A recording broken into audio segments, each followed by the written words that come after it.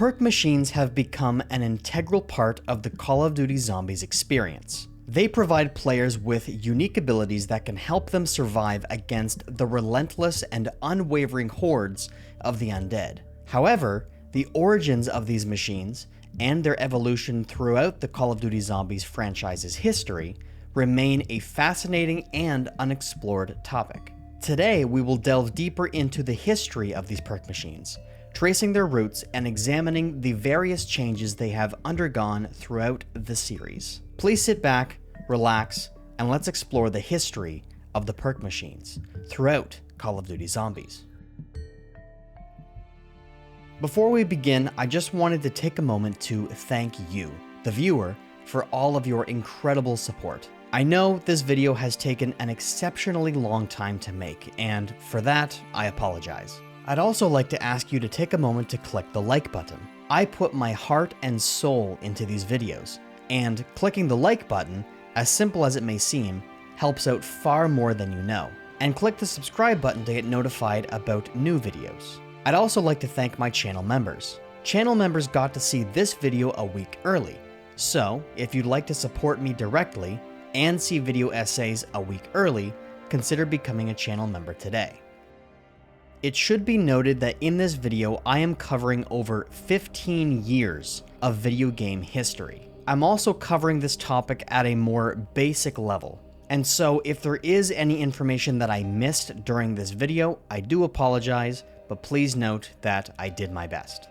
The inception of Call of Duty Zombies begins with Treyarch's second game in the franchise, Call of Duty World at War. Some developers decided to create and hide a round-based zombie survival mode within the game. This mode would have you fight against only a few zombies in round 1, then a few more in round 2. More zombies would spawn with each increasing round until the player was fighting against hundreds of the undead. The goal was to reach as high of a round as possible, which came as no easy feat, considering just how ruthless the zombies could get in higher rounds. This was all in what would be the developer's first map, known as Nacht der Untoten. The mode would be a huge success, prompting the studio to allow the developers to make more maps, which would be released with future downloadable content for the game.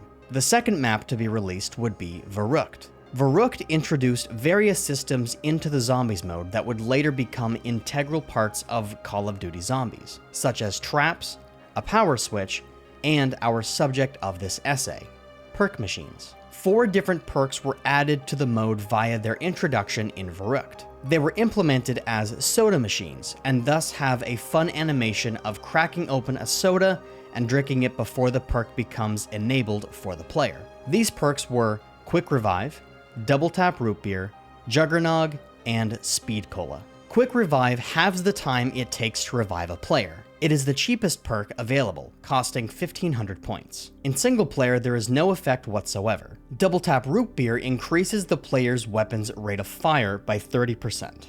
It costs 2000 points to purchase. Juggernog increases the player's health to 200, allowing them to survive 4 hits from zombies as opposed to 2 without Juggernog. It is the second most expensive perk of the 4, at 2500 points. Lastly is Speed Cola, which decreases the player's reload time and allows them to board up barriers faster. It is the most expensive perk of the 4, costing 3000 points. The perk machines coexist alongside the power switch, requiring that power be enabled before you can purchase a perk from one of the machines. These 4 original perks have since become famous within the community. The third Call of Duty Zombies map, and the second map made available via downloadable content, was Shinonuma. Shinonuma maintained the same 4 perks introduced in Verrückt. However, a new randomization system was implemented into the map. Each of the 4 perks can be found in one of the 4 corners of the map. Upon reaching one of the 4 corners, the player will be prompted to open a final door. Opening this door will spawn one of the 4 perks at random. The 4th and final Call of Duty Zombies map, and the 3rd made available via downloadable content, was Derice. Derice, once again, maintains the same 4 perks introduced back in Verrückt, and has random spawn locations much like Shinonuma. However, the perk locations are determined at the start of the match, and not when the room is opened, unlike Shinonuma. Call of Duty World at War introduced us to the perk system, and its implementation would make it an integral part of Call of Duty Zombies. However, Call of Duty Black Ops would refine the system and make changes to some of the original perks, which would update the perk system to the one we know and love today. Kino der Toten was the first zombie map in Call of Duty Black Ops. Because Black Ops is the best-selling Call of Duty title of all time, Kino der Toten is the map most players are familiar with. All 4 of the original perks are available on this map, that being Quick Revive, Double Tap Root Beer, Juggernog, and Speed Cola. However, a vital change was made to one perk in particular. In Call of Duty World at War, Quick Revive existed exclusively as a multiplayer perk. You could purchase it in solo, but its only use is to revive other players quicker. If you were playing solo, the perk would be completely useless. This was changed in Call of Duty Black Ops. In solo, the perk only costs 500 points as opposed to 1500. It still costs 1500 points when playing co-op, but I digress. When Quick Revive is purchased in solo, it will revive the player upon the player going down. All of the perks purchased by the player, including Quick Revive, are removed as a punishment for going down. This makes the perk not only useful in solo play, but integral.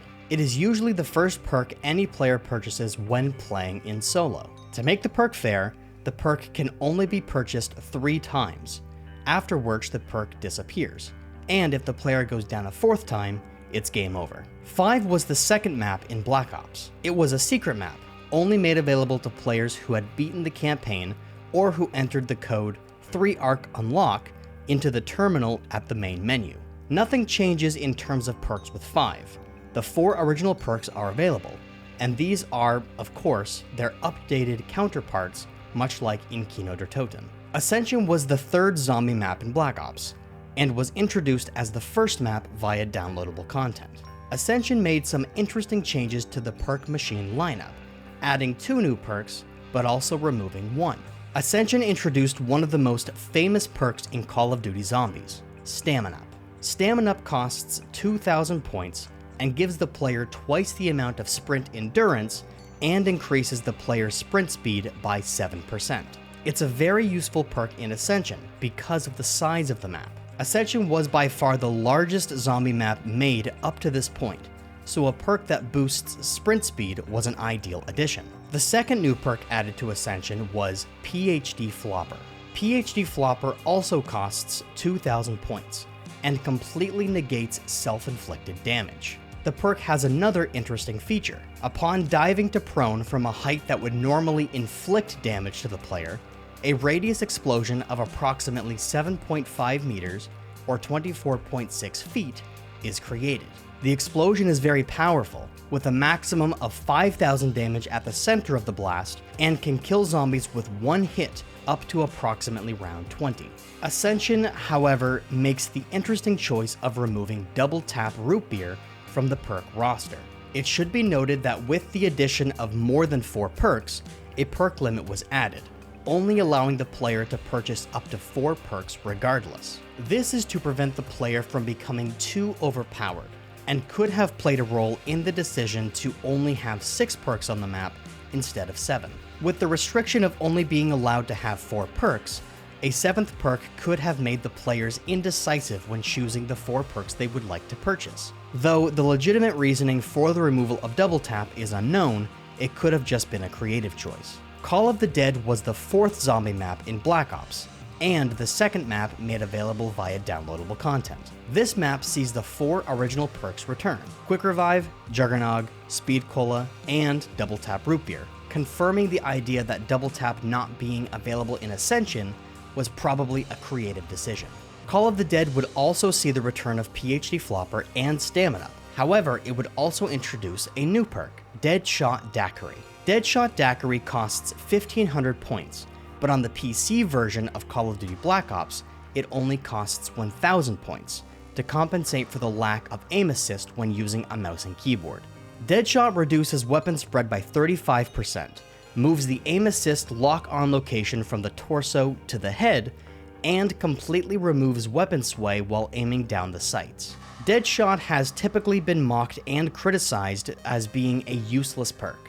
While shooting zombies in the head does kill them more quickly, it also means the player would earn fewer points, considering the player earns points for every bullet that hits a zombie. Headshots are also not typically that difficult to hit in a PvE mode such as Call of Duty Zombies. That being said, most players would choose to aim for the torsos or legs of the zombies anyway. Even if it means the zombies won't die as quickly, it does mean that the player will earn more points, and more points means more hits on the box, more doors that can be opened, more perks, and even an upgrade at the Pack-a-Punch machine. Virtually every other perk in Call of the Dead is far more useful than Deadshot, and when you consider that the player has a perk limit of 4, it becomes easier to understand why Deadshot is disregarded by most, if not all, players. Most players would opt to buy Quick Revive for more lives, Juggernog for more health, and Speed Cola for faster reloads, leaving only one perk slot. Stamina Up and Double Tap are both very useful perks in their own right, and considering the Wonder Weapon in Call of the Dead shoots an explosive round,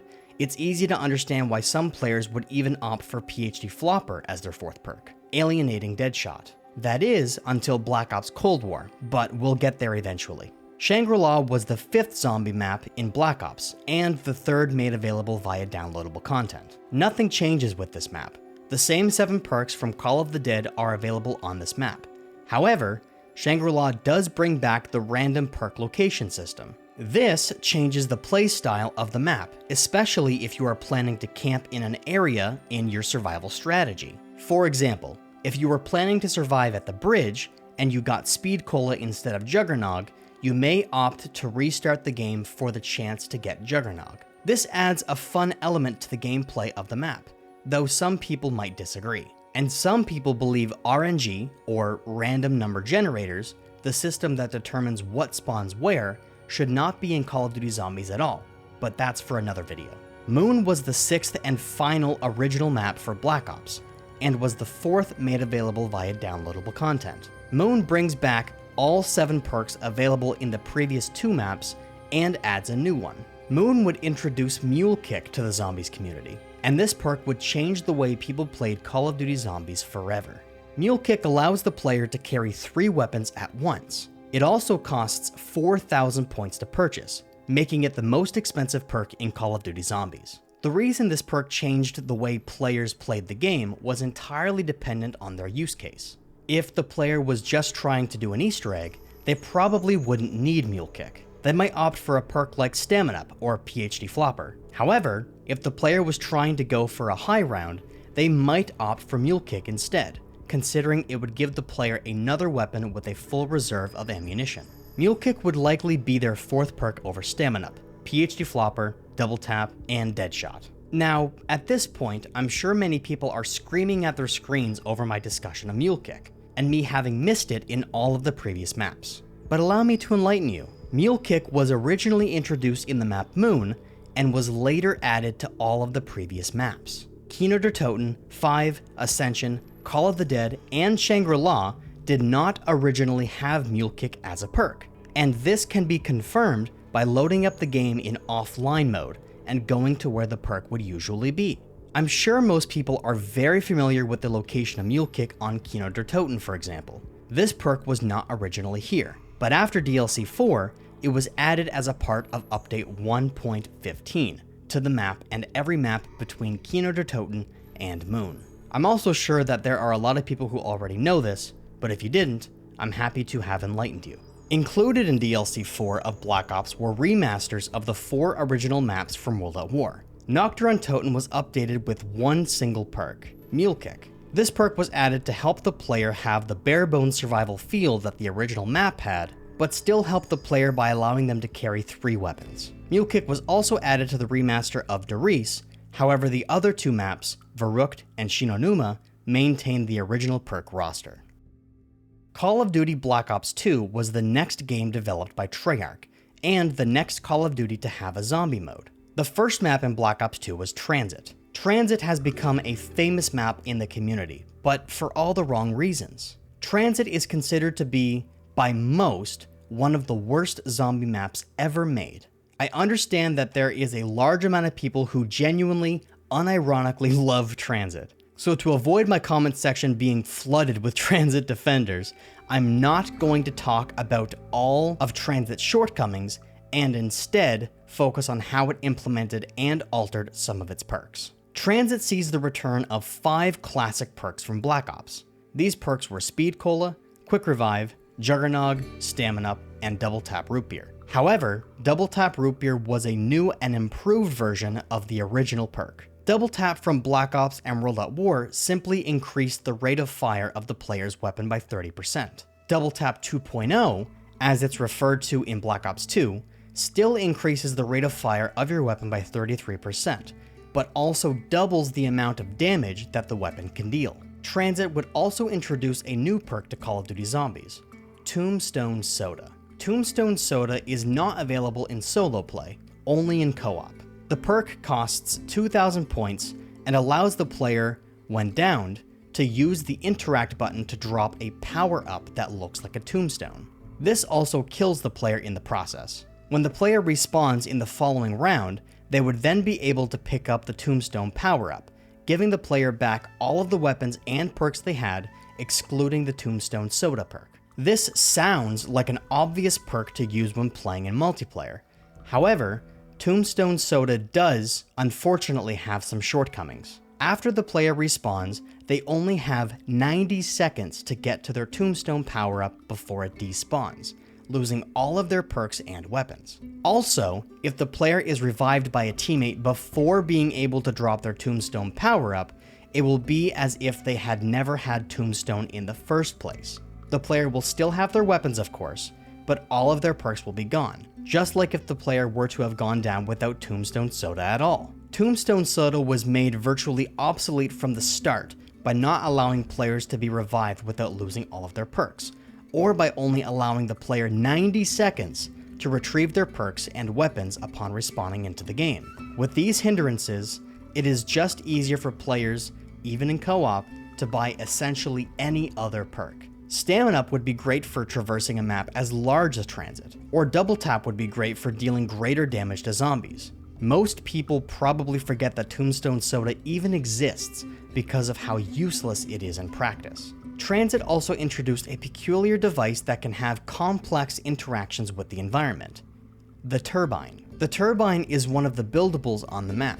It is essentially portable power on a miniature scale, and its interaction with the perks is quite interesting. If the player has enough points to buy a perk, but the power is not yet turned on, they could place the turbine next to the perk to power the machine to buy the perk. However, the perk cannot yet be used until the power is turned on. While this may seem redundant, and that's because it is, it does prevent the player from having to make another full rotation around the map before they can purchase the perk. So that's cool, I guess. Nuketown was the second zombie map for Black Ops 2. It unfortunately was locked behind a paywall that was the season pass for the game, but I digress. Nuketown was a bare-bones survival map primarily made for those who wanted a break from Transit at launch. Only 4 perks are available on the map. They are the 4 original perks: Quick Revive, Double Tap, Juggernog, and Speed Cola. The perks have random spawn locations around the map, much like the various zombie maps of the past. However, Nuketown's approach was vastly different, and somewhat disliked by most of the community. Perk machines fall from the sky, landing in various random locations around the map. However, they don't all fall at once. They fall every couple of rounds. During the first round, Quick Revive will always spawn, but every perk, including the Pack-a-Punch machine, will come later. The order in which they fall, and the location they fall to, are both decided at random. This means that it's possible for Juggernog to not spawn until rounds as high as 17, making Nuketown one of the most challenging zombie maps ever made. Die Rise was the third zombie map for Black Ops 2, and was the map included in the game's first DLC. Die Rise is regarded in the community as one of the worst zombie maps of all time, if not the worst zombie map ever created. However, much like Transit, some people genuinely enjoy this map, so I'm going to refrain from criticizing the map and simply focus on the perks within the map. Die Rise brought back the 4 original perks plus Mule Kick. It would also introduce a new perk, Who's Who. Who's Who costs 2,000 points and allows the player to revive themselves after they are downed. If downed, the player will take control of a doppelganger that can then be used to revive the player's downed character or any other downed player in the match. If the players successfully revive themselves, or if another player revives them, they will keep all perks and equipment they had before they got downed apart from Who's Who. On paper, this perk sounds pretty useful. However, in practice, this perk is a nightmare. It takes up one of the player's 4 very valuable perk slots, and is a virtually useless perk. Useless how? When you take control of this doppelganger, you have no weapons except for the starting pistol. On any round beyond round 4, the starting pistol becomes nothing but a paperweight. If the player were to go down on round 50, they would have virtually no hope of reviving themselves. Even if the player were to revive themselves, they would be surrounded by the undead that had chased their doppelganger to their body and go down again, losing all of their perks anyway. Who's Who is one of the worst perks ever implemented into Call of Duty Zombies, hands down. There was one other perk added to Die Rise, PhD Flopper. Die Rise is a unique zombie map, in that the design and layout of the map is structured vertically as opposed to every other zombie map that is more structured horizontally. Because the map is more vertical than horizontal, this inherently means that there are great heights and areas where the player can easily fall to their death. This means that PhD Flopper is a great addition to the map because of its negation of self-inflicted damage, including fall damage. The problem is that PhD Flopper isn't in an obtainable area. It's included as an Easter egg that can be seen during the fall of the elevator in the spawn room. It exists more as a taunt to players than an Easter egg, and left a sour taste in the mouths of players. This was also likely one of the deciding factors that played into the firing of Zombies lead developer and co-founder Jimmy Zielinski. Excuse me, I said I wasn't going to do that. Mob of the Dead was the follow-up map to Die Rise, and is considered to be the map that saved Call of Duty Zombies from the impending doom of players losing interest in the mode, which could have led to the ultimate termination of the mode. Mob of the Dead sees the return of 3 of the original perks, Double Tap Root Beer, Juggernog, and Speed Cola. It also saw the return of Deadshot Daiquiri from Call of the Dead, which was an interesting choice, but I digress. Mob of the Dead also saw the introduction of a new perk, Electric Cherry. Electric Cherry costs 2,000 points and creates an electric shockwave around the player whenever they reload that may stun an adjacent zombie. The perk is simple enough, but is a very useful perk given the circumstances of the map. Mob of the Dead has very tight corridors, narrow stairwells, and confined spaces. This isn't a problem when the player is firing their weapon in the hordes of the undead, but very much becomes a problem upon running out of ammunition. Electric Cherry aims to help with this problem. When working in tandem with Speed Cola, the player would be able to reload quickly and stun any adjacent zombies, allowing the player to quickly finish their reload and carry on taking care of the undead. Considering that Quick Revive isn't an available perk on the map, and that most players are unlikely to choose Deadshot as their 4th perk, Electric Cherry makes for an excellent 4th perk for the map. Which brings me to my next question. Why isn't Quick Revive on the map? Mob of the Dead introduced a map-exclusive system known as the Afterlife system.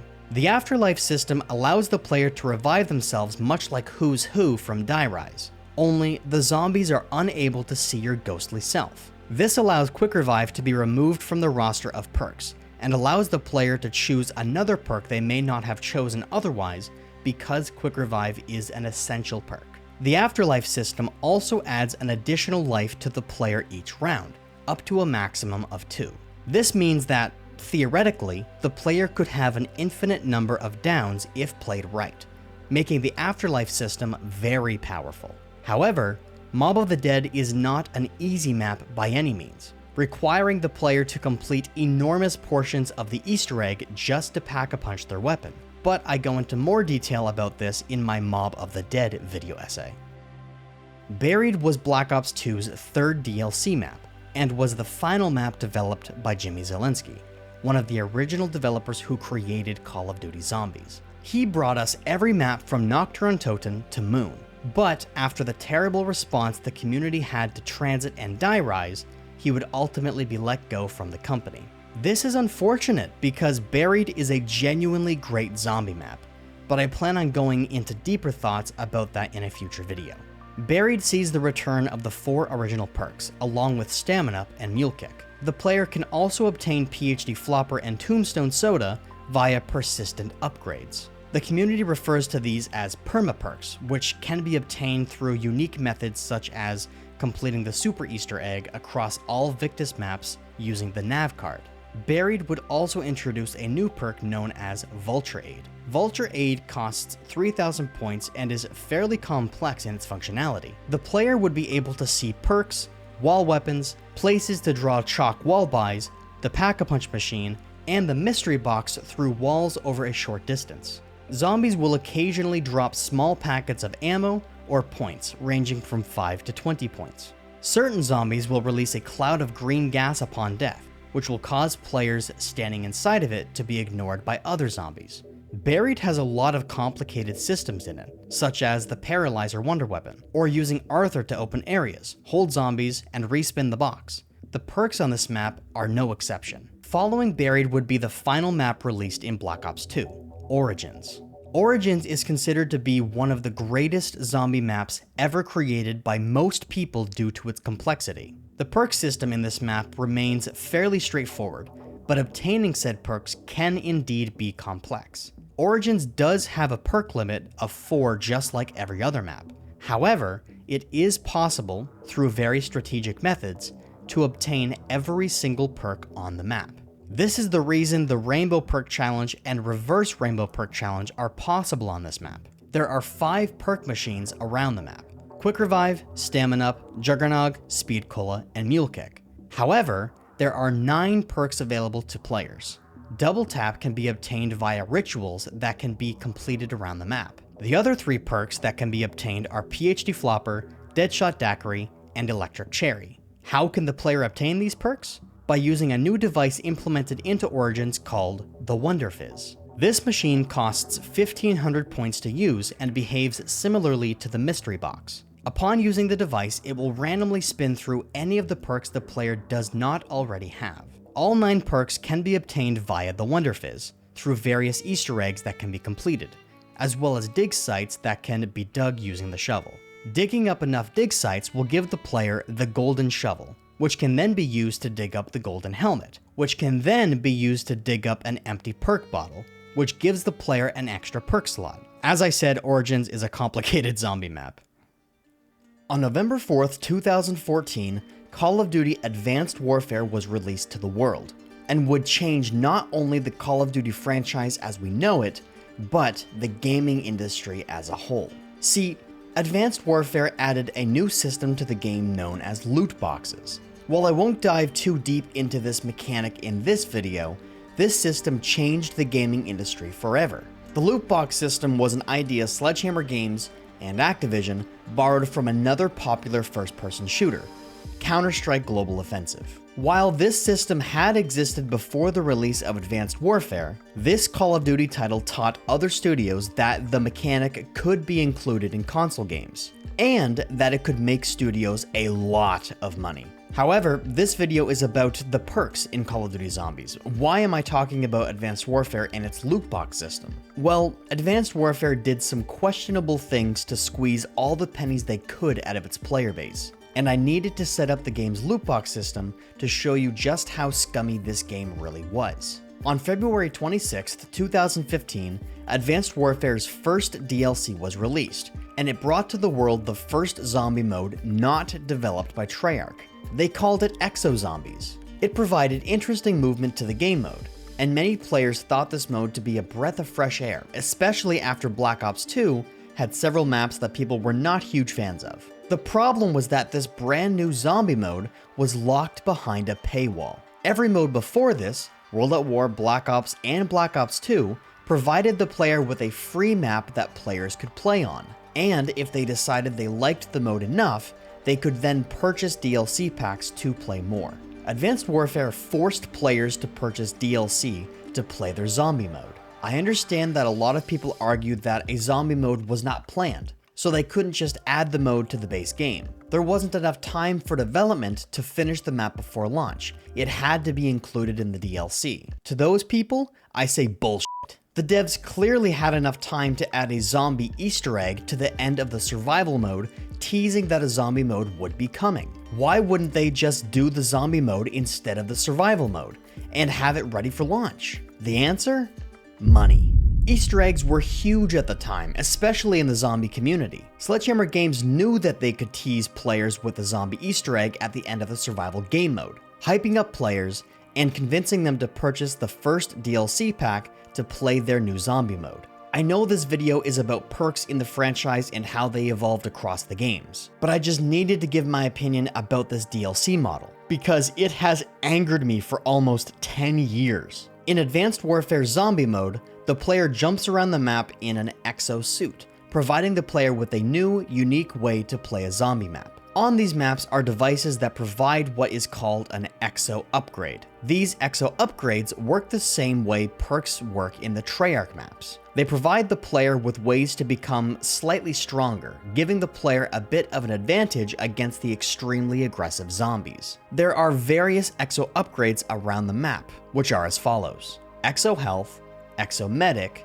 Exo Slam, Exo Soldier, Exo Reload, and Exo Stockpile. There is no perk limit in Exo Zombies, so the player can obtain all perks in a single playthrough with no issues. Exo Health works much like Juggernog. It costs 2,500 points and provides the player with more health, allowing the player to go down in 7 hits instead of 4. Exo Medic works almost exactly like Quick Revive. It costs 1,500 points in multiplayer or 500 points in solo. In multiplayer, it allows the player to revive teammates twice as fast, but in solo, it allows the player to revive themselves. In solo, it can only be purchased 3 times, after which it becomes unavailable to the player. Exo Slam is an upgrade unique to Exo Zombies. It costs 2,000 points and provides the player with a boost slam ability that can deal a lot of damage to the zombies in the area of effect. There is a brief cooldown between slams, however. Exo Soldier is another upgrade unique to Exo Zombies. It costs 1,750 points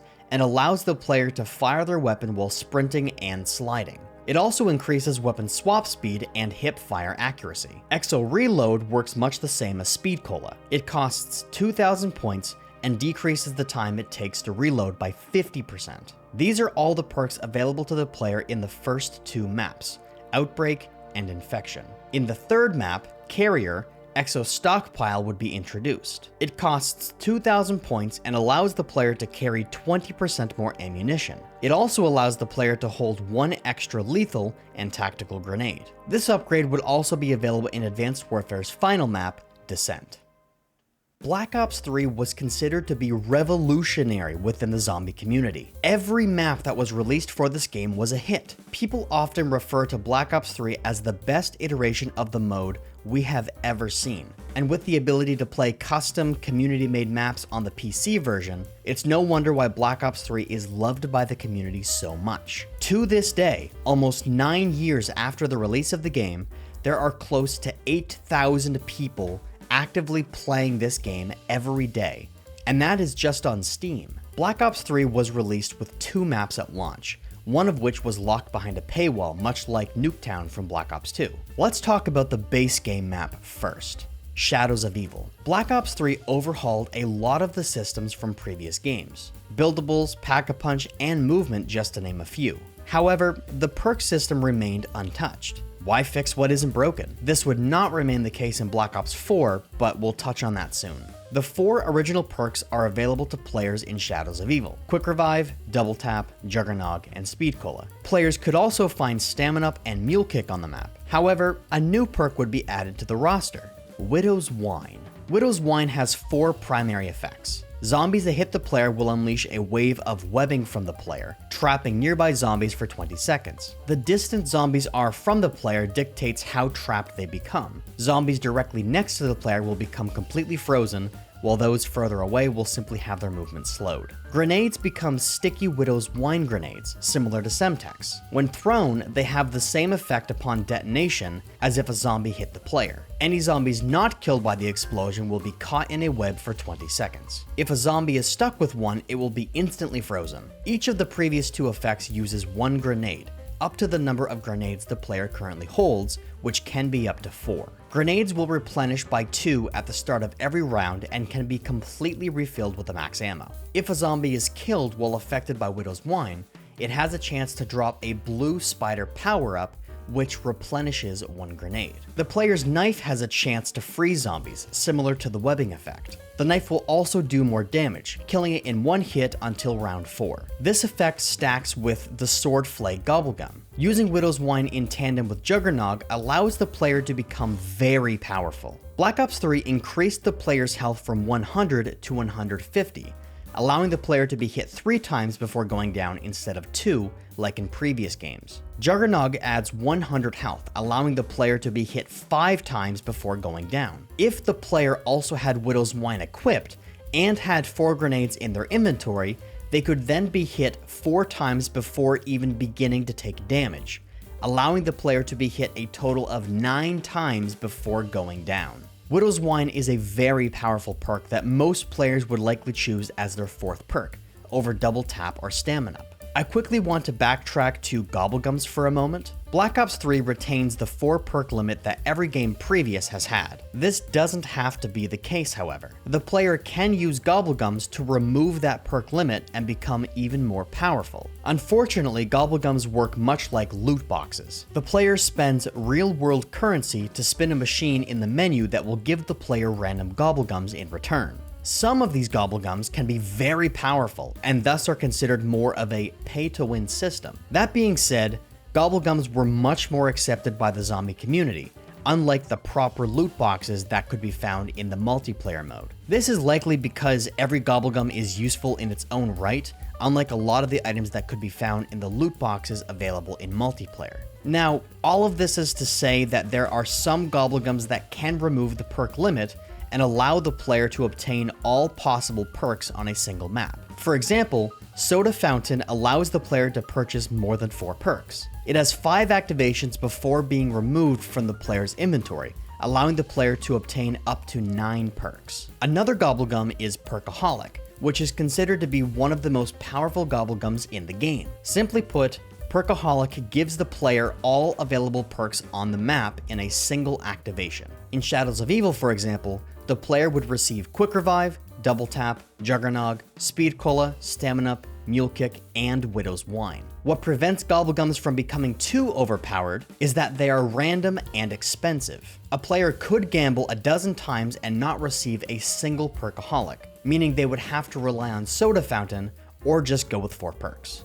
The Giant was the second map released with Black Ops 3, and was locked behind a paywall that was the season pass for the game. The map had all 4 original perks available for the player, with the addition of Mule Kick. Much like the World at War map that this map is a remaster of, the perk machine spawn locations are randomized, making every playthrough feel unique. The map also included a short Easter egg that, when completed, would spawn an additional perk machine. There was a 50% chance that one of the 2 perk machines could spawn, Stamina Up or Deadshot Daiquiri. The map still has a 4 perk limit, meaning if the player wanted to use either of these perks as their 4th perk, they would need to complete the Easter egg and hope that the correct perk machine spawns, adding another element of RNG to the map, which Black Ops 3 has plenty of. If the player were to use a Perkaholic, however, they would receive all 7 perks regardless of the perk limit or spawn location. Darius and Draka was the first zombie map to be released as a part of the Black Ops 3's DLC cycle, and is widely considered to be one of the greatest, if not the greatest, zombie maps ever created. This trend would continue for some time, with every map that was released being a hit with the community. Darius and Draka, in terms of perks, stays pretty simple. All 4 original perks can be found on the map, with the inclusion of Stamina Up and Mule Kick. However, this map would see the return of the Wonder Fizz. The Wonder Fizz allowed players to obtain 3 additional perks that could not be found on the map: Deadshot Daiquiri, Electric Cherry, and Widow's Wine. The Wonder Fizz was a great addition to the map, switching up gameplay elements and setup strategies if the player were trying to obtain one of the 3 perks exclusively available via the Wonder Fizz. Because of the RNG systems of the device, it could take the player a couple of spins before finally obtaining the perk they were going for, using points that could have been used hitting the box or pack-a-punching, delaying the player's setup. Zetsubo no Shima was the follow-up map to Draka. The perk roster remained simple, but with a couple of interesting methods for obtaining additional perks. Zetsubo no Shima once again has all 4 original perks on the map, with the addition of Stamina Up and Mule Kick. The map also has the standard 4 perk limit, much like every other map. However, multiple perk slots can be opened to the player, allowing them to obtain up to 9 perks. Zetsubo has a very complicated system of planting seeds that can reap rewards. The plant you grow, as well as the rewards you can receive, are entirely dependent on the type of water you use on the seeds you plant. I won't go into depth in this planting system, but it should be known that the player can receive an empty perk bottle from plants, allowing the player to obtain 1 additional perk. Through different methods of planting seeds, the player can also obtain 2 additional perks, Deadshot Daiquiri and Electric Cherry. Then, after defeating the first boss in the Easter egg, the giant spider, the player will receive a free perk. This perk is Widow's Wine, the 9th perk on the map.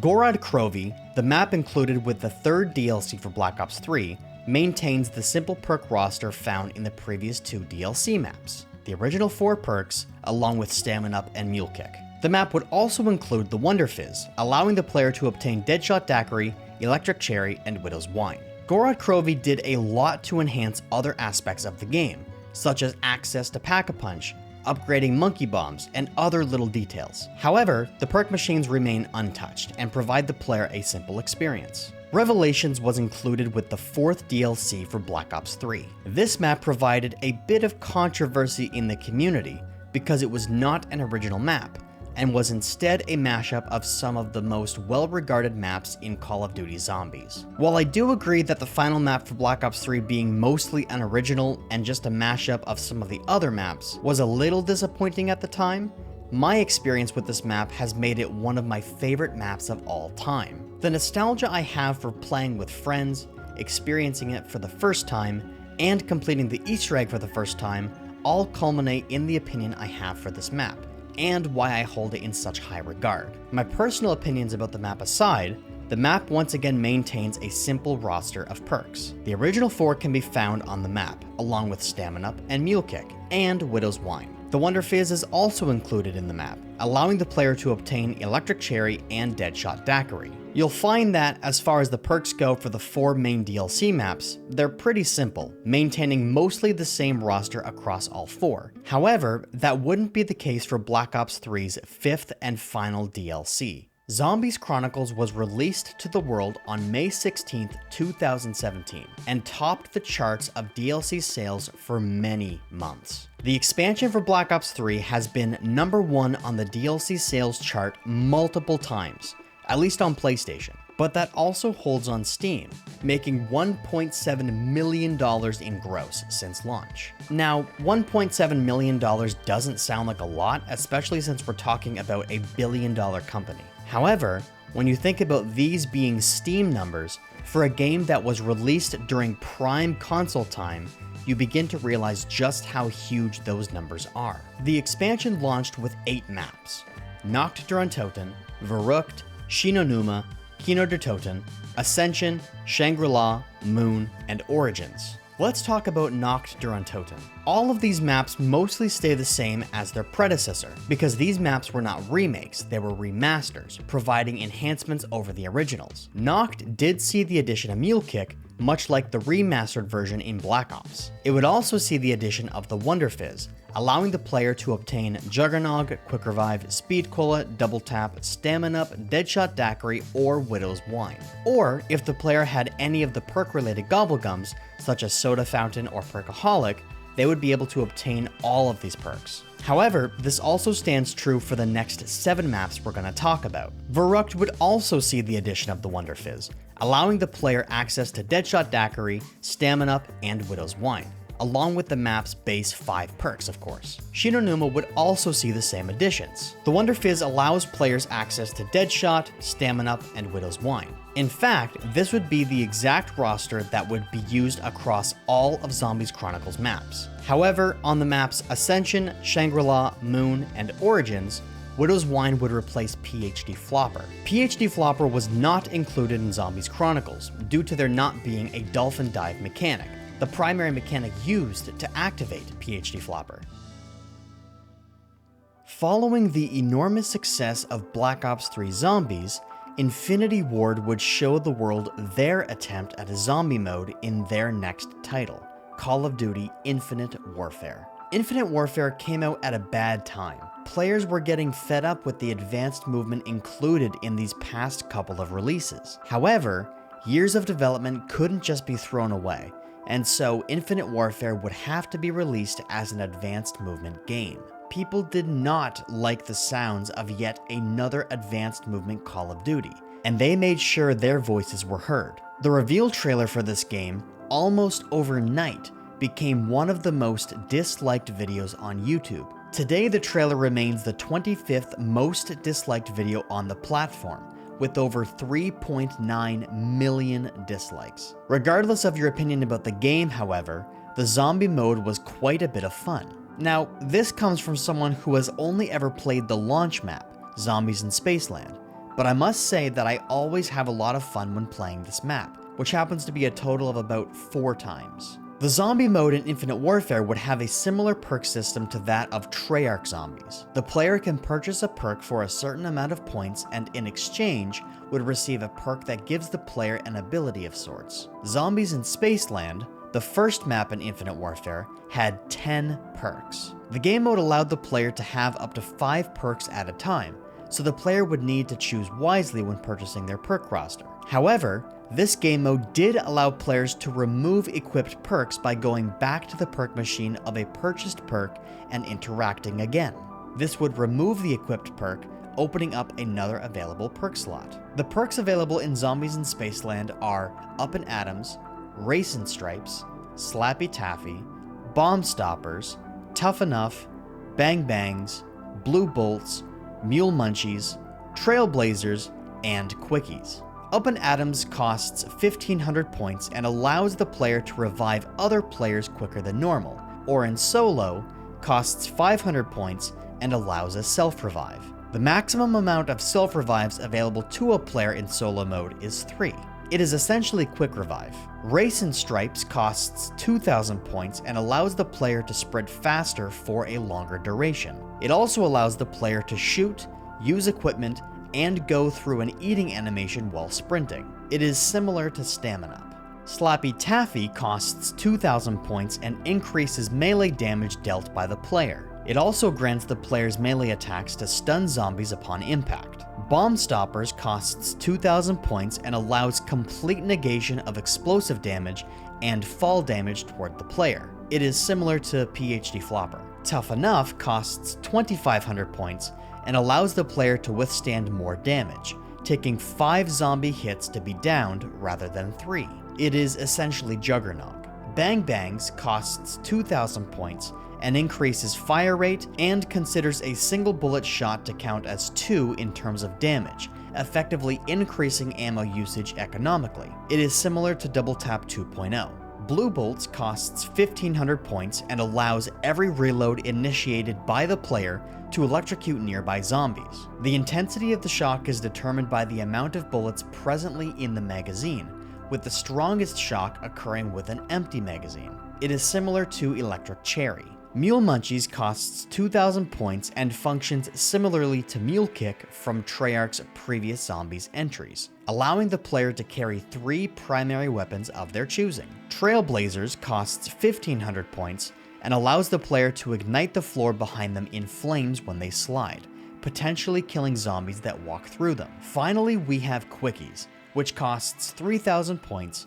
and increases the player's reload speed, weapon swap speed, and doubles the speed at which the player boards up windows around the park. It is similar to Speed Cola. The perks in Infinite Warfare Zombies are entirely inspired by that of Treyarch Zombies mode. and I think that's brilliant. The formula works, and there is no reason to change it. The changes that are made here are beneficial to the player, such as increasing the perk limit from 4 to 5. The second map in Infinite Warfare, Raven the Redwoods, would see the same perk roster. However, the game's third map, Shaolin Shuffle, would see a switch-up. Shaolin Shuffle did not see the return of Slappy Taffy, and would instead see the addition of Dead-Eye Dewdrops. Dead-Eye Dewdrops costs 1500 points and functions similarly to Deadshot Daiquiri from Treyarch Zombies, by allowing auto-aim to the zombies' heads. It also utilizes other powers, such as quicker aim-down sight speed, removing recoil on all guns, and allowing extra damage to be dealt after a period of aiming down the sight. The game's fourth map would see the same roster of perks as Zombies in Spaceland and Raven the Redwoods, but with the addition of Dead-Eye Dewdrops, and a new perk called Change Choose. Change Choose costs 2,000 points and gives the player one of 4 different abilities, which include fire damage, electricity damage, ice damage, and explosive damage. These abilities can be activated by achieving headshots. Each ability changes after a near-death red screen, or after a certain amount of headshots. These 12 perks would be the same roster of perks in Infinite Warfare's final map, The Beast from Beyond. Following the release of Infinite Warfare was the 14th installment of the Call of Duty franchise, Call of Duty World War II.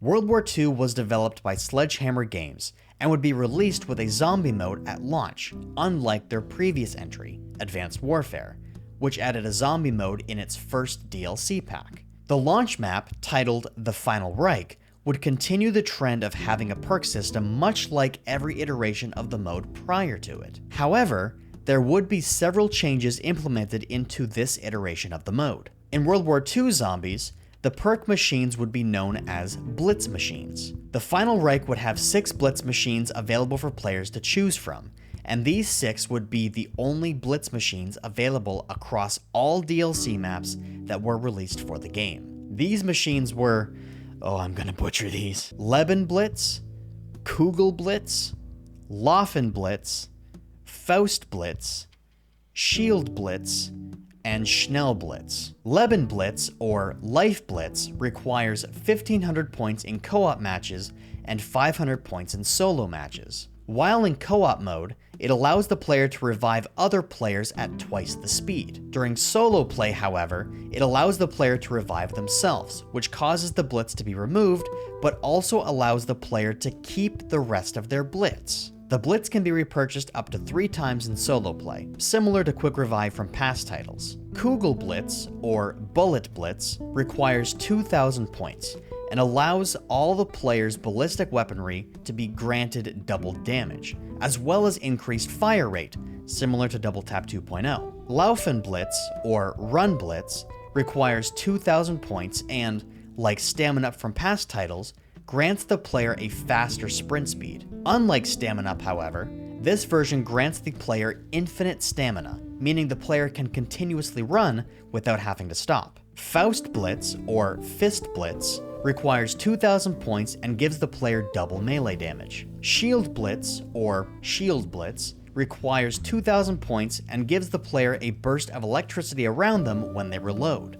dealing damage and stunning zombies in close proximity, similar to Electric Cherry from past titles. As with past similar iterations of this Blitz, the damage of the electric burst is based on the percentage of the amount of ammo used in the magazine. Schnell Blitz, or Fast Blitz, requires 3,000 points and grants the player a faster reload speed with all weaponry, similar to Speed Cola. Considering that pretty much all of the non-Treyarch zombie modes have been inspired by the Treyarch perks for their own perk systems, it seems as though one integral perk has been left out of this roster, and that perk is Juggernog. There is no Juggernog-like Blitz in World War II Zombies, and that is because it was replaced by World War II's armor system. World War II integrated a system that allows the player to purchase armor that gives the player an additional hit beyond the player's health, but in turn removes one armor slot based on the amount of hits the player has taken. As a baseline, the player has 150 health, which has become the standard for most zombie modes around the Advanced Warfare Black Ops 3 era. Each slot of armor gives the player one additional hit, or in other words, increases the player's health by 50. So one armor plate would be 200 health, 2 armor plates would be 250 health, and 3 armor plates, the maximum a player can have equipped, would be 300 health, allowing the player to be hit up to 6 times before going down. As mentioned before, when the player is hit while they have armor equipped, one piece of armor would be removed for every hit the player takes, until all 3 slots have been emptied. The player can then return to an armor machine, of which there are 5 in the Final Reich, and purchase more. The price starts at 500 points for an armor slot, but increases the more armor the player purchases, thus rewarding the player for being a better player. Up to this point, every Call of Duty Zombies mode maintained pretty much the same system when it came to perks in their modes. Treyarch maintained their system of a 4 perk limit, adding various perks with new maps, and gradually adding to their perk roster. Sledgehammer Games had a fairly similar system with their debut mode in Advanced Warfare, albeit a simplified version with much fewer perks. Infinity Ward kept to a pretty similar structure with their debut mode in Infinite Warfare, changing the names of their perks and their pricing, but keeping almost all the same perks Treyarch had in their games, because why change what isn't broken? Well, maybe Treyarch should have asked themselves that question during the development of Call of Duty Black Ops 4 Zombies, because this game is where everything changed. Black Ops 4 was a big deal for the zombies community. Players had just experienced the greatest era of zombie maps that had ever been developed for the mode, coming out of Black Ops 3. Treyarch even announced that there would be 4 maps at launch, which was insane news. However, this probably should have been the first red flag for the community, because Black Ops 4, not by everyone, but by the grand majority, was a failure in the eyes of the zombie players. I'll attempt to steer clear of my opinions about Black Ops 4 and its maps, and try to stay focused on the perk system introduced into this game. Black Ops 4 completely uprooted the perk system that had been established in all previous iterations of the mode, including the Sledgehammer and Infinity Ward spin-off modes that had copied Treyarch's perk system. Jason Blundell did have motivations for his changes, and on paper, they make sense. However, in practice, they fail pretty miserably, at least in my opinion.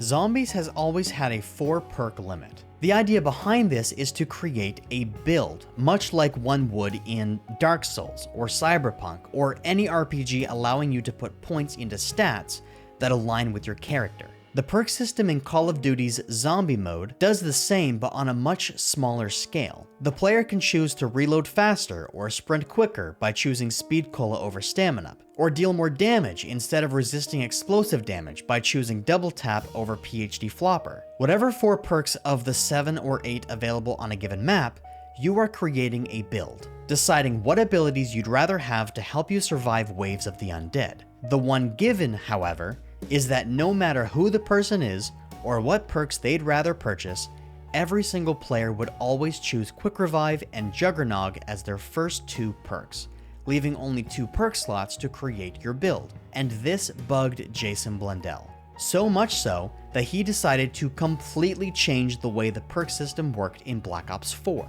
Black Ops 4 maintains the 4 perk limit as per every previous zombie game mode. However, the game allows you, the player, to choose which perks you want to take into the game with you. In the Create a Class menu, the player can pick which 4 perks they want to use, creating a build, as it were. The position in which the player puts their perks matters too, because each machine has a name, and that specific machine has a designated location within each map. Meaning, if you wanted to pick Quick Revive, if you remember where each perk machine is, you could choose exactly where you wanted Quick Revive to be. Now, wouldn't that mean that players would simply pick Quick Revive and Juggernog as 2 of their perks anyway? Who cares if I get to choose where they're located? That probably would be the case if Juggernog hadn't been completely removed from the game.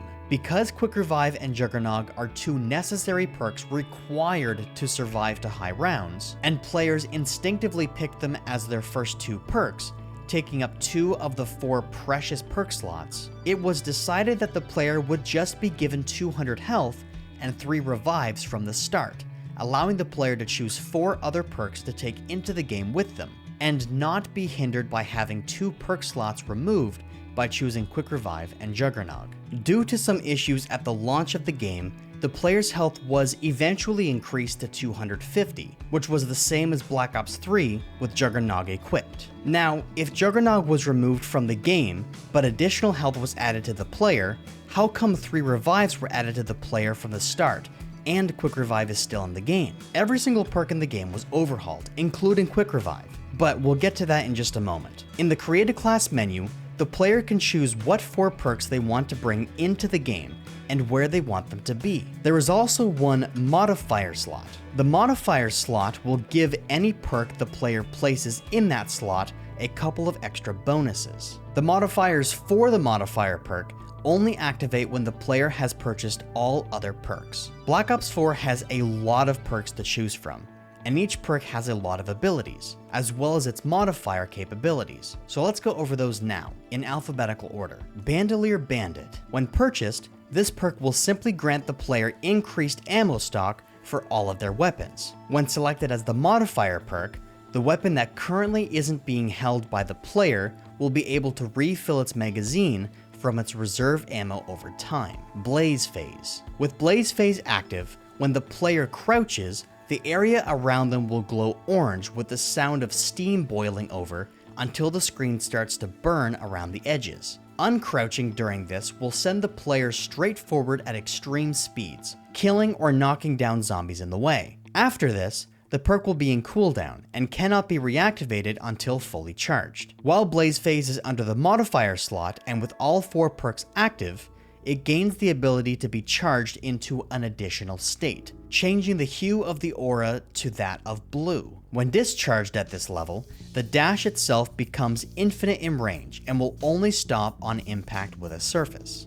Blood Wolf Bite. Once purchased, should the player manage to inflict a decent amount of damage within a small time frame, a friendly dire wolf named Luna will spawn, signified by a whistling sound. Luna will follow the player and attack any nearby zombies. Luna will stay for about 45 seconds before despawning, signified by a howling sound. Afterwards, the perk needs to recharge for about 5 minutes before Luna can be spawned again. When Blood Wolf Bite is set as the modifier perk, whenever Luna kills an enemy, there is a chance it may drop one of 3 types of power-ups. A power-up that gives the player 10 points, signified as a miniature bonus points. A power-up that adds a slight amount of charge to the player's special weapon, signified by a miniature full power, and a power-up that gives the player an extra magazine for all of their weapons, signified as a miniature max ammo. The power-ups can only be picked up by the player with the perk when in co-op, and it only affects them. Deadshot Dealer. When purchased, Deadshot Dealer will allow players to automatically aim for an enemy's head while snapping in and out of the sights. It also reduces the hip fire spread of a weapon while firing from the hip, as well as the weapon's overall recoil. The perk also removes scope sway from weapons such as sniper rifles and tactical rifles. When Deadshot Dealer is selected as the modifier perk, the player will receive a damage boost when the player earns consecutive headshot streaks, which are tracked by the perk icon, which will gain red bars. Once enough headshots are achieved, the crosshair in the perk's icon will begin pulsating red. Death Perception.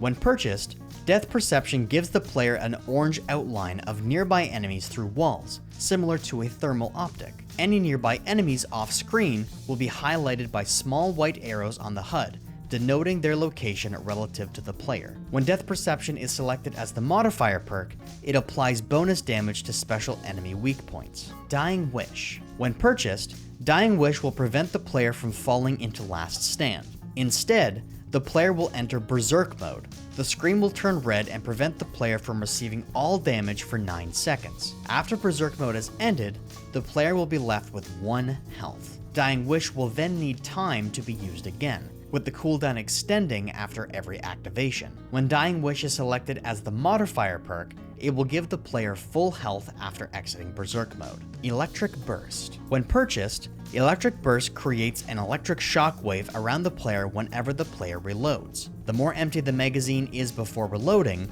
the stronger the shockwave will be. When Electric Burst is selected as the modifier perk, reloading now gives an electric charge to the player's melee weapon. The next melee attack empowers the weapon to shock enemies for a limited time. The more empty the magazine, the longer the time. Ethereal Razor. When purchased, Ethereal Razor will make it so offhand melee swipes affect multiple enemies in an arc. Offhand swipes and lunges get bonus damage and restore a small amount of health. When Ethereal Razor is selected as the modifier perk, offhand lunge attacks will instantly kill basic zombies, as well as do greater bonus damage to others. Mule Kick. Mule Kick functions much the same as it does in previous iterations of the mode, allowing the player to purchase a third weapon. However, when Mule Kick is selected as the modifier perk, it allows the player to get their third weapon back if the player were to go into last stand. PhD Slider. When purchased, PhD Slider allows the player to create an explosion that can kill zombies by sliding into them, as well as reduce explosive damage the player receives. To create an explosion, the player must first charge up the perk, which can be achieved by sliding. Once a charge is ready, the perk icon will begin to pulsate and flash. When the perk is initially purchased, the player will already have a full charge ready. When PhD Slider is set as the modifier perk, the perk will allow the player to have increased sliding distance, as well as having immunity to trap damage while sliding. Players will also gain increased explosive damage on enemies when entering a slide from a greater height. Quick Revive. Quick Revive's functionality was completely changed. The perk no longer automatically revives the player when they are down in solo. Instead, by default, it allows you to revive teammates quicker in co-op, and it shortens the delay between taking damage and regenerating health. When placed in the modifier slot, it is upgraded so that when reviving a teammate, both players are instantly healed to max health, and both players get a speed boost. When in the modifier slot,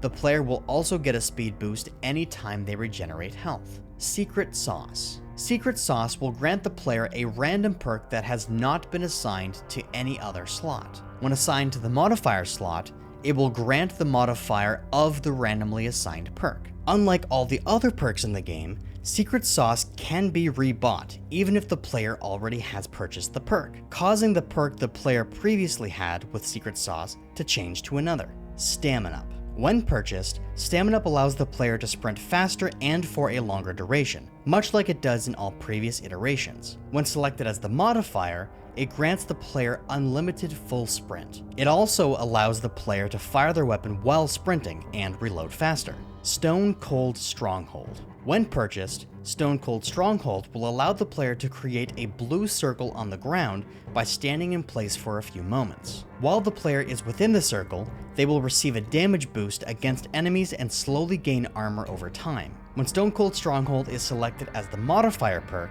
it will grant the player increased damage boosts and armor whenever enemies are killed within the circle. Time Slip. Time Slip makes it so that the mystery box cycles through available weaponry at a greatly increased rate. This effect applies to the Pack-a-Punch machine with similar effects. The effects of Time Slip do not increase the time it takes for a weapon to return into the mystery box or the Pack-a-Punch machine. When Time Slip is selected in the modifier perk, the effects are applied to elixirs and the special weapon at a reduced rate. Victorious Tortoise. When purchased, Victorious Tortoise will allow the player's shield to block damage from all directions when held out. Whenever the player's shield is destroyed, the perk will cause the shield to send out a defensive explosion. When Victorious Tortoise is selected as the modifier perk, using a shield bash attack will now be able to knock down heavy and mini boss zombies. Winter's Wail. When purchased, Winter's Wail will allow the player to generate a frost explosion that freezes or slows enemy within the proximity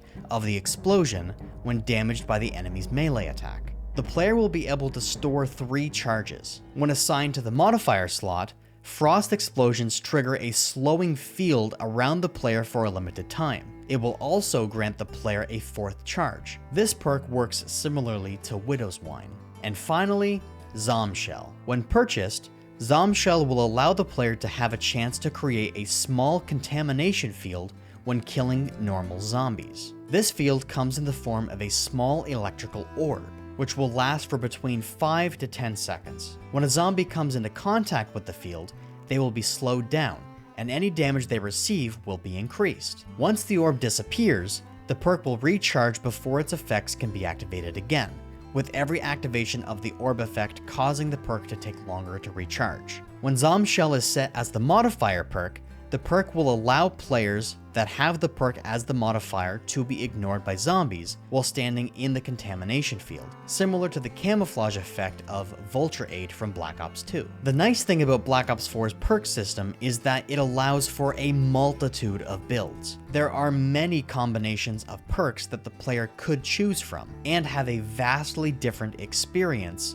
fighting off the undead. However, it removes the authentic experience that comes with classic zombie games. It removes the experience of trying to locate a specific perk, trying to decide which perk you want to choose, as well as just the nostalgic feel that comes with buying a perk as the jingle plays. There are some ideas about this perk system that I like, however, such as some of its perks, like Dying Wish and Time Slip. That being said, a lot of the changes made here feel like change for the sake of change, like turning classic perks into these new perks found here in Black Ops 4. Examples would be Deadshot Dealer, Electric Burst, and Winter's Wail. It feels like there wasn't much reason to change the perks' properties, much less their names. I also hate the idea of removing Juggernog, the most iconic perk in the franchise. I think there could have been some workarounds, such as increasing the perk limit from 4 to 6, allowing the player to have Quick Revive and Juggernog,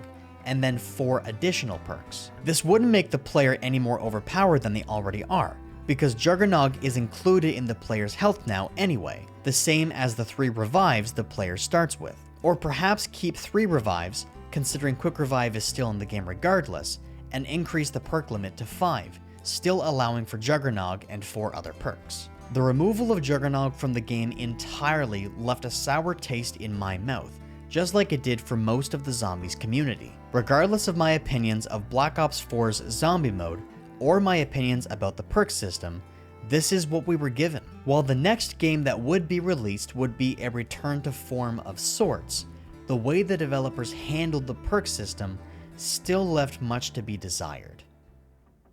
In 2020, during a global pandemic, Call of Duty Black Ops Cold War was released. While the game felt a bit unpolished, and some mechanics felt unfinished, the game was still a lot of fun.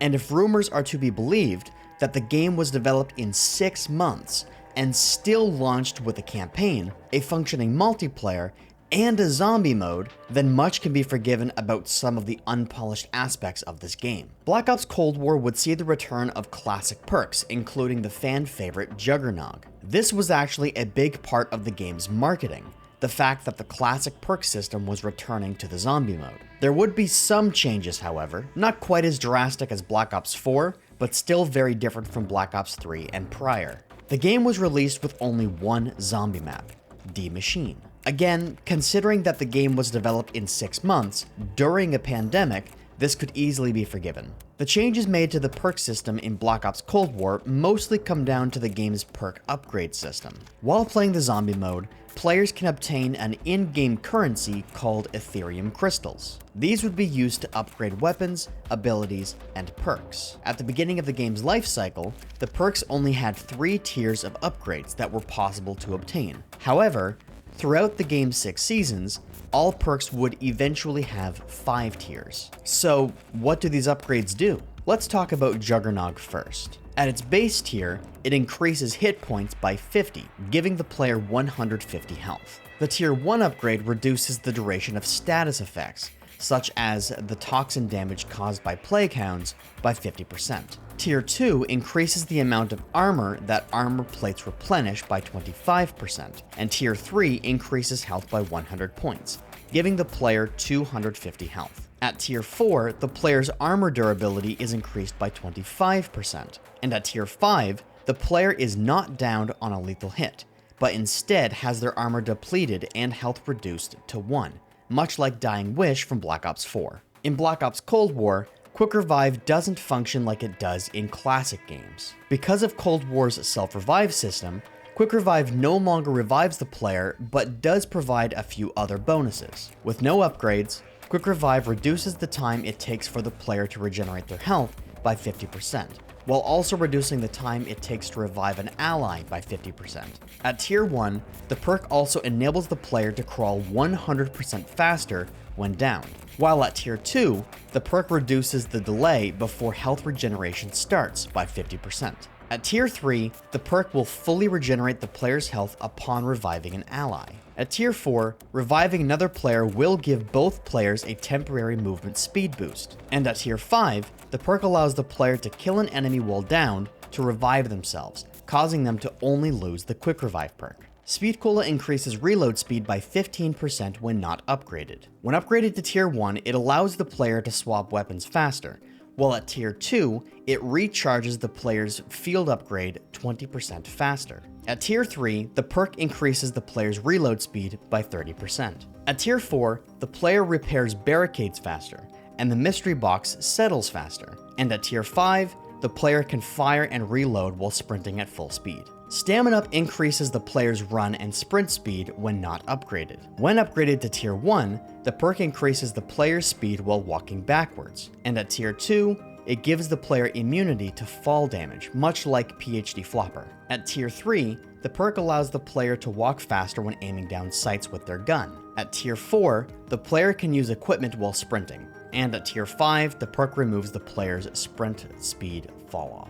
Deadshot Daiquiri easily had the biggest glow up of all the perks in Black Ops Cold War. When not upgraded, the perk moves the sight of the player's gun to the zombie's critical location while also removing scope sway. At Tier 1, the perk causes the player to deal 100% extra critical damage if an enemy, which is at full health, is shot. At Tier 2, the perk increases damage against armored zombies by 50%, while at Tier 3, it reduces hip fire spread. At Tier 4, the perk increases critical damage by 10%, and at Tier 5, the perk causes each consecutive hit on the same enemy to deal 2% extra damage to a maximum of 20%. All of this makes Deadshot an actually viable perk, and one you would want in your arsenal. Elemental Pop gives every bullet fired by the player a small chance to apply a random base ammo mod effect at the base tier. At Tier 1, equipment damage also has a small chance to apply a random base ammo mod effect, and at Tier 2, reduces the ammo mod cooldowns by 20%. At Tier 3, when a random ammo mod is applied, it uses the ammo mod's current skill tier instead of the base. This is in reference to the upgraded versions of the ammo mods, as they have their own upgrade path. At Tier 4, the perk increases enemy elemental weakness damage by 50%, and at Tier 5, reloading creates an electric damage discharge that damages and stuns nearby normal enemies. The more empty the magazine, the stronger the damage. This is effectively the perk Electric Cherry. Later in the game's life cycle, with the release of Season 1 and the new map Firebase Z, a new perk was added to the game. This perk was Tombstone Soda. With the addition of new perks, it was also decided that all new perks would be made available on every map via the map's Wonder Fizz machine. I have some thoughts on this, but I'll save them for a little later. Tombstone Soda turns the player into a shadow in the dark ether, armed with their weapons when downed, allowing the player to revive themselves. This is effectively Who's Who from Die Rise. When upgraded to Tier 1, it allows the player to regenerate health while in shadow form, and at Tier 2, it increases the player's down duration to 60 seconds. At Tier 3,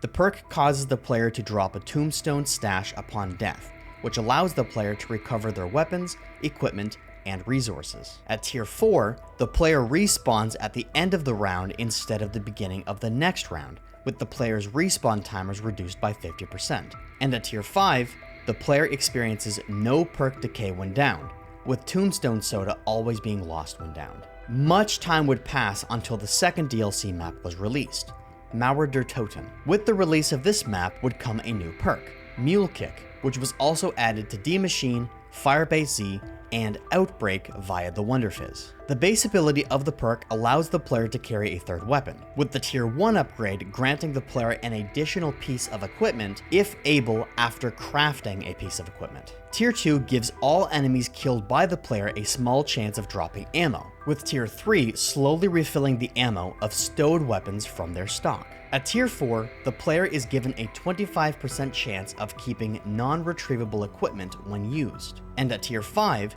the player's third weapon is recovered upon repurchasing the perk if the player went down and lost Mule Kick as a result, much like Mule Kick from Black Ops 4 when equipped in the modifier slot. Death Perception was added with the Season 5 content update, and allows the player to see enemies through nearby walls in its base tier. With Tier 1, the minimap update rate is increased, and with Tier 2, enemies give danger indicators when behind the player. Tier 3 gives 20% more looted salvage and high-grade salvage from enemies, and Tier 4 increases armor penetration damage by 25%. With Tier 5, nearby chests, resources, and item drops can also be seen through walls. Death Perception was also made available in all prior maps. PhD Slider was added with the Season 6 content update, with the release of the final map for Black Ops Cold War, Forsaken. PhD Slider allows the player to generate an explosive burst of energy upon sliding into a zombie. Unlike its Black Ops 4 iteration, it does not require players to charge it up. Instead, the size and damage of the explosion are dependent on the distance the player slid before impacting a target. Upon upgrading the perk to Tier 1, the player receives immunity to environmental damage while sliding, and Tier 2 gives the player increased slide duration. Tier 3 gives the player immunity to self-inflicted explosive damage. This self-inflicted explosive damage cannot be negated by the Tier 2 upgrade of Stamina, as that is only for fall damage. Tier 4 gives the player increased slide speed, and Tier 5 allows the player, when falling from a large height, to trigger an explosion. The size and damage increase the higher you fall. These are all the perks and possible upgrades for the perks that are available in the game. Black Ops Cold War had an interesting mechanic added to the game, or rather removed from the game: a perk limit. Cold War allows the player to equip as many perks as they want. However, I think this mechanic may have been an oversight, especially considering the perks that would later be added. Also, allowing the player to equip later added perks on initially released maps feels like a mistake. These maps were designed and tested with the initial perks in mind, and feels like a lazy oversight to simply add new perks to the Wonder Fizz for these maps. For example, PhD Slider was added to D-Machine, a map that was designed without PhD Slider as a base perk. This allowed players to use PhD Slider to slide under staircases and boost themselves to much higher rounds. To my knowledge, a lot of these bugs have been patched, and glitches are always going to exist. There were even people glitching outside of the map at the beginning of the game using Aether Shroud, one of the field upgrades players could get. But more than this, it feels like these later added perks don't play very well on prior released maps. I think a line should have been drawn to keep new perks on their own maps and limit what perks are made available with each map. Regardless of my opinion about Black Ops Cold War and its perk system, it was nice to see a semi-return to form. Zombie players were happy again. Sure, some expected to see a little more from the game and its maps, but at least it felt a little more like classic zombies. However, this would all be undone with the release of Call of Duty Vanguard. My experience with Call of Duty Vanguard is very limited. In terms of actual gameplay knowledge, I know very little about this mode, and more specifically, how the perk system works. The gist is this: the Vanguard zombie mode went in an objective-based direction because of the success of the Outbreak mode from Black Ops Cold War. The zombie mode for Vanguard was more of an afterthought, especially because this game went through development hell. The game was supposed to be released in 2020 instead of Black Ops Cold War, but because of the atrocious state the game was in, and Treyarch being almost finished with their core game, Cold War was slated for a 2020 release date, and Vanguard was pushed back another year. Again, this is all hearsay, but it seems to be relatively true. Because Cold War Zombie Mode was considered to be a huge success, it was decided that Treyarch would, last minute, develop a zombie mode for the game. My assumption is less so that the objective-based mode was the fan favorite, and more so that it was just easier to develop, and therefore became the mode that the team at Treyarch would ultimately begin developing. Again, my hands-on experience with this game is limited, and so most of what I'm about to talk about is entirely based on memory and research. The zombie mode in Vanguard had a perk system that was, once again, entirely overhauled. You'd think they'd have learned their lesson from Black Ops 4, but I guess not. Duran Fong, I think I'm pronouncing that right, was the first map to be released for the game on day one. Can I call it a map? Is it a map? I'm not sure. The map had 5 perks, or as they like to call them in this game, demonic fountains. Ethereal Haste, Demonic Frenzy, Diabolical Damage, Fiendish Fortitude, and Venomous Vigor. The perks had upgrades that you could purchase, increasing the strength of the perk, but this was all done in-game, via repurchasing the perk you wanted to upgrade, instead of through the menus, like in Black Ops Cold War. When purchasing a perk, the initial purchase is free, allowing the player to obtain all base tier perks at no cost. However, upgrading the perks gets very expensive. Tier upgrades for perks are 2,500 points, 5,000 points, and 7,500 points across the board for all perks. This means that if the player wanted to obtain all perks at their max level, it would cost the player 37,500 points. For high rounds, that's not too much to ask for, but there are a couple of problems here. First of all, Vanguard, or more specifically Duran Fong, isn't round-based, it's objective-based. This means that getting to round 35 or higher to be able to afford all of these perk upgrades is out of the question, because world level 20 is almost unobtainable for most players. On top of this, zombies are only worth 20 points when shot, and 25 points when meleeed. Of course, the player can earn a lot more points by completing objectives, but the cost to earn ratio is ludicrous, especially when you consider that the player will want to purchase spins at the mystery box and upgrade their weapon at the Pack-a-Punch, which also saw an increase in price, from 5,000 points to 7,500 points just for the initial upgrade. Ethereal Haste is effectively stamina up from prior zombie modes. It allows the player to sprint faster. Demonic Frenzy is effectively speed cola. It gives the player increased reload speed. Diabolical Damage is partly similar to Deadshot Daiquiri, allowing the player to deal increased damage to the critical hit points of zombies, meaning the head. Fiendish Fortitude is effectively Juggernog. It increases the player's health. Venomous Vigor is partly similar to Quick Revive from Black Ops Cold War, giving the player increased health regeneration speed. It is pretty much universally agreed that Vanguard Zombies was a complete disaster, and I look forward to never talking about this game again. Call of Duty Modern Warfare 3, the one that released in 2023, would have a zombie mode developed by Treyarch. This was considered to be controversial because, after the iteration of the mode we received with Vanguard, players were hoping that Treyarch would be left alone to focus on their own game and make sure that their mode was up to par, so to speak. However, upon the release of the game, fans were surprised to find that the mode was actually fun. While the novelty of the mode wore off fairly quickly, it was nice to have a zombie mode that was fun to play. While it was strange to have an always online extraction-based zombie mode, it kept fans fed for a little while. The perk system is very simple for this iteration of the mode. There, of course, is no perk limit, and 9 perks to choose from. All of the perk machines were placed variously around the map, but there is also a Wonder Fizz on the map, allowing the player to purchase all the perks from a single location, should the player have the points allowing so. The perks available are Deadshot Daiquiri, Death Perception, Elemental Pop, Juggernog, PhD Flopper, Quick Revive, Speed Cola, Stamina Up, and Tombstone Soda. All perks function exactly the same way they do in Black Ops Cold War, with the exception of Tombstone Soda, allowing you to pick up your tombstone in the next match. There isn't much more to say about Modern Warfare 3 Zombies. It is a zombie mode that combines Outbreak with DMZ, and it has perks.